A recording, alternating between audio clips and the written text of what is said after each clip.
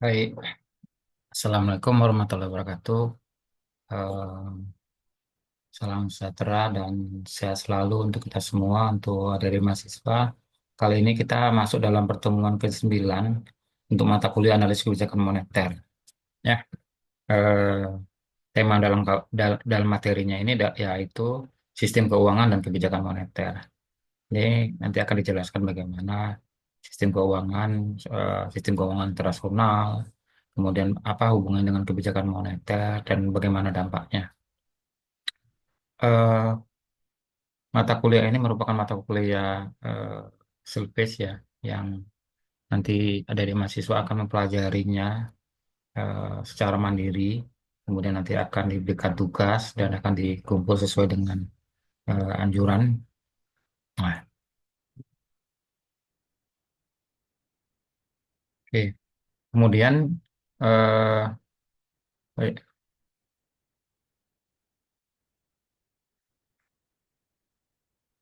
Nah, mata kuliah ini ya mencakup terkait dengan bagaimana struktur dan dinamika sistem keuangan global, ya, dan bagaimana inflasi kebijakan moneter suatu negara, ya gitu. Fokus utama mencakup bagaimana intervensi bank sentral terhadap mata uang, ya, terhadap sistem keuangan, terhadap mekanisme neraca perdagangan, neraca pembayaran internasional, kemudian bagaimana evolusi sistem keuangan global, termasuk penentuan terkait dengan standar emas, sistem Bretton Woods, dan IMF. Bagaimana manajemen fluktuasi nilai tukar dalam kerangka nilai tukar tetap dan fleksibel. Mahasiswa nanti akan mempelajari bagaimana kebijakan moneter internasional dan sistem moneter regional seperti European Monetary System (EMS), serta memahami hubungan antara nilai tukar, arus modal, dan stabilitas keuangan global. Melalui pendekatan teori dan studi kasus, mahasiswa nanti akan diharapkan mampu menganalisis pengaruh perubahan sistem keuangan global terhadap stabilitas ekonomi domestik dan merumuskan strategi apa strategi apa yang diperlukan untuk kebijakan moneter yang adaptif dalam konteks globalisasi ekonomi.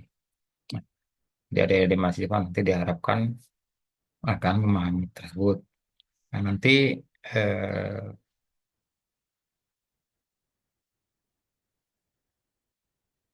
nanti akan selanjutnya mahasiswa akan eh, memiliki pengetahuan, keterampilan, dan sikap yang tertuang dalam capaian pembelajaran. Oleh pembelajaran, di mana pengetahuan setelah mempelajari mata kuliah ini, ya setelah mempelajari materi ini, materi sistem keuangan dan kebijakan moneter ini, ya nanti mahasiswa akan memahami evaluasi sistem keuangan internasional dan mekanisme intervensi nilai tukar. Indikatornya apa? Indikatornya mahasiswa dapat menjelaskan sistem emas, kemudian beberapa mata uang internasional lainnya. Kemudian keterampilan yang dimiliki oleh mahasiswa nanti mampu menganalisis dampak sistem nilai tukar dan kebijakan moneter global terhadap perekonomian domestik. Nanti indikatornya mahasiswa dapat mengevaluasi efektivitas intervensi bank sentral dalam sistem nilai tukar tetap dan fleksibel.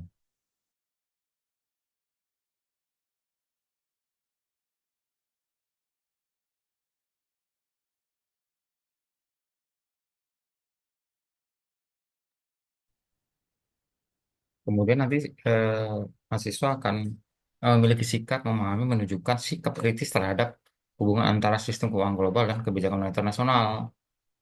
Pada akhirnya nanti mahasiswa dapat menyampaikan argumen berbasis data terkait dengan informasi sistem keuangan dan implementasi terhadap kebijakan Bank Indonesia.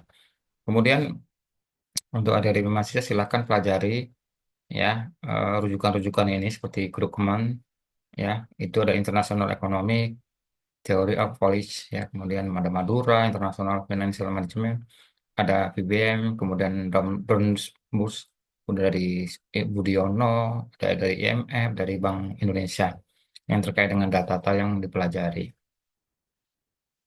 Oke. Nah, Pertama kita pahami dulu terkait dengan apa sistem keuangan internasional. Ya, di suatu struktur atau mekanisme global yang mengatur aliran dana antar negara, termasuk untuk pertukaran mata uang, perdagangan internasional, investasi lintas batas, dan pinjaman antar negara. Sistem ini mencakup lembaga-lembaga seperti aturan, perjanjian, pasar yang memfasilitasi transaksi keuangan antar negara. Tujuan sistem keuangan internasional salah satunya adalah mengatur transaksi lintas negara, kemudian dalam hal perdagangan, untuk investasi, untuk pembayaran, dan seterusnya.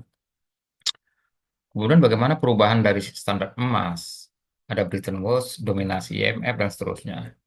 Bagaimana menjaga kestabilan keuangan global melalui sistem nilai tukar tersebut. Ya. Nah, komponen utama sistem keuangan internasional. Yang pertama adalah lembaga internasional. Lembaga internasional dalam arti ada International Monetary Funds.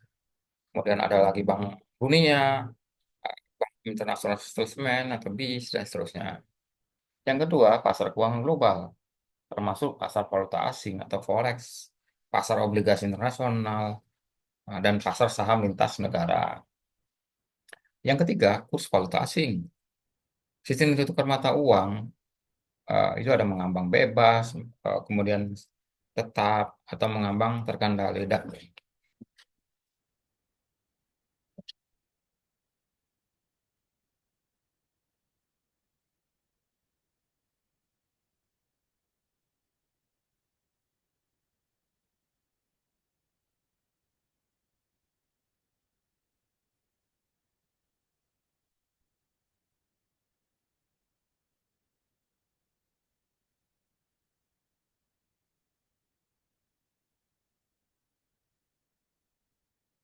Kemudian ada cadangan devisa dan mekanisme pembayaran internasional.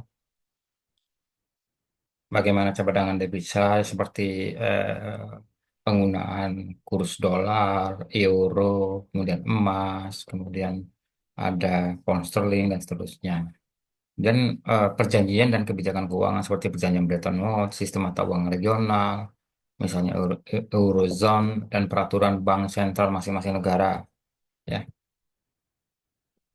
Nah, kita ketahui bahwasanya sistem nilai tukar tadi terbagi dalam ya ada sistem nilai tukar tetap, fleksibel, kemudian terkendali, itu ya, atau mengambang. Nah,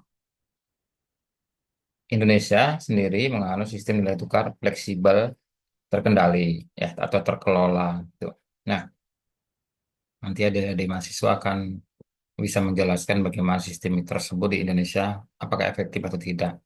Karena sistem fleksibel terkelola ini juga memiliki kelebihan dan kekurangan. Nah, kelebihannya adalah ya arus investasi akan mudah untuk masuk ke Indonesia, sedangkan salah satu kerugiannya adalah eh, intervensi atau pihak-pihak yang menginginkan Indonesia mengalami krisis krisis kurs, ya, krisis ekonomi pada tahun 97-98. Sebagai contohnya itu masuk ke dalam pelemahan kurs. Jadi krisis ekonomi Indonesia yang terbesar tahun 97-98 itu dimulai dari depresiasi atau melemahnya nilai tukar mata uang kita terhadap, khususnya terhadap dolar. Nah, ini perlu dijaga karena sistem kita adalah fleksibel walaupun terkelola. Ya. Bank Indonesia sangat kesulitan untuk intervensi di pasar karena juga cadangan devisa kita juga sangat menipis pada saat itu. Ya, gitu. Nah, salah satu jenis sistem nilai tukar adalah nilai tukar tetap. Ya, itu fixed exchange rate. Seperti itu di Arab Saudi, ya, rial terhadap dolar Amerika itu sudah ditetapkan berapa gitu. Ya. Kemudian di mana nilai mata uang ditetapkan oleh pemerintah terhadap mata uang asing tertentu dan dijaga kestabilannya melalui intervensi bank sentral. Jadi sampai kapanpun Arab Saudi akan menentukan batasan untuk berapa rial dibandingkan dengan US dollar atau sebaliknya gitu. Jadi sudah ditetapkan. Kemudian nomor dua ada nilai tukar mengambang bebas, floating exchange rate. Ya sudah mengambang bebas lagi. Ya, ini Amerika, Amerika, Jepang dan negara-negara Eropa juga menerapkan ini. Ya, risikonya sangat besar kali ini ya. Nilai kalau negara-negara maju boleh lah. Ya, ya. Nilai tukar ditentukan oleh kekuatan pasar. 100% pasar yang menentukan permintaan dan penawaran valuta asing ya, tanpa campur tangan langsung oleh pemerintah. Ini mungkin negara-negara maju bisa gitu, tapi kalau negara-negara yang berkembang ini sangat sangat rentan ya. Kemudian nomor tiga, nilai tukar mengambang terkelola, manajemen float ya atau dirty float ya, itu nilai tukar ditentukan pasar. Namun pemerintah sesekali melakukan intervensi untuk menstabilkan fluktuasi. Indonesia dan India juga eh, ya melakukan sistem yang sama ya Indonesia. Nah, nanti coba ada di mahasiswa nanti akan mempelajari apa kelebihan dan kekurangan dari penerapan Indonesia menggunakan sistem nilai tukar yang mengambang terkelola. Kenapa nggak nilai tukar yang tetap? Kenapa nggak nilai tukar yang mengambang bebas? Ya, ya. Kemudian berikutnya ya, ada sistem kurs tertambat, fixed exchange rate. Ya, mata uang dipatok ke satu mata uang asing tertentu, biasanya US dollar, tetapi disesuaikan secara berkala. Jadi kalau tahun ini misalnya Hong Kong menerapkan satu Hong Kong ini sekitar ya kurs dari Hong Kong ya berapa ya?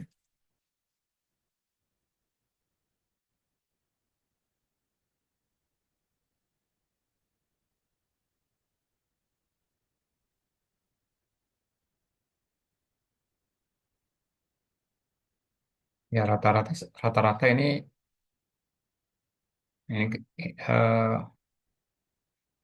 1 dolar Hong Kong terhadap dolar Amerika Serikat ada sebesar 0,129. Sebaliknya satu US dollar setara dengan 7,7505 Hong Kong. Ya, sejak tahun 83 Hong Kong menerapkan sistem kurs terhambat ya, currency page, di mana nilai tukar Hong Kong dipatok terhadap US dollar dari kisaran sempit antara 7,75 hingga 7,85 Hong Kong per US dollar. Ya, ini kebijakannya masing-masing ya, masing-masing mana yang baik ya. Nah, ini ada peran Bank Sentral dan IMF ya. Apa peran Bank Sentral dan IMF ini ya? Bank Sentral itu tugasnya mengelola nilai tukar, suku bunga, dan cadangan devisa. Sedangkan IMF mendukung stabilitas sistem keuangan global. Nah, diperlukan koordinasi internasional dibutuhkan saat krisis nilai tukar ya supaya tidak mengganggu stabilitas ekonomi global. Bagaimana hubungan sistem keuangan internasional dan kebijakan moneter? Ya, dalam aspek sistem keuangan, ya mekanisme yang mengatur aliran dana, investasi dan transaksi keuangan dalam dan antar negara. Nah, kebijakan bank sentral untuk mengatur jumlah uang beredar, suku bunga, dan stabilitas harga. Hubungannya sistem keuangan menjadi satu saluran utama pelaksanaan kebijakan moneter.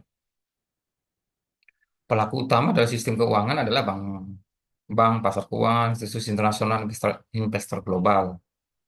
Nah, pelaku utama dalam kebijakan moneter adalah bank sentral seperti BI, The Fed, ECB, dan seterusnya.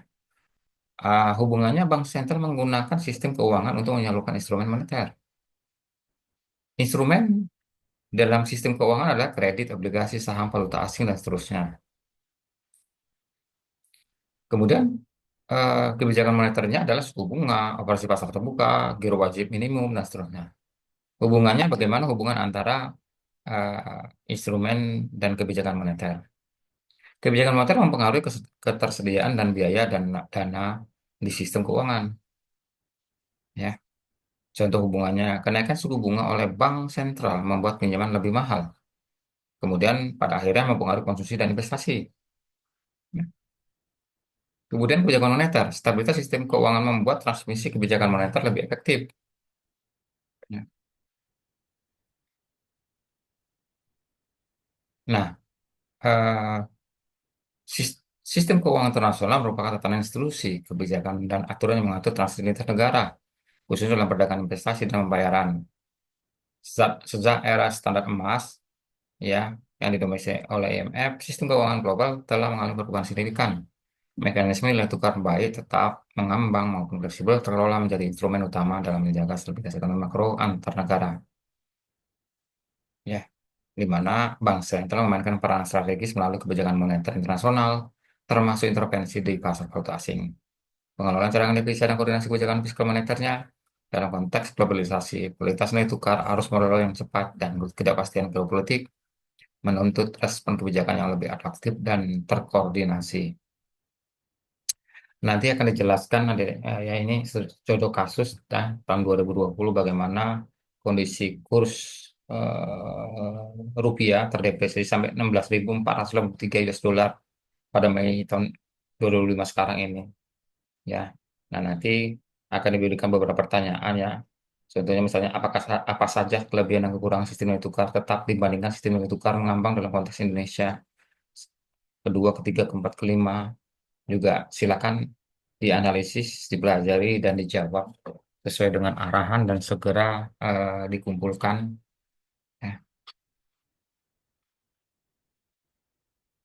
baik, sampai di sini ya pertemuan yang ke-9.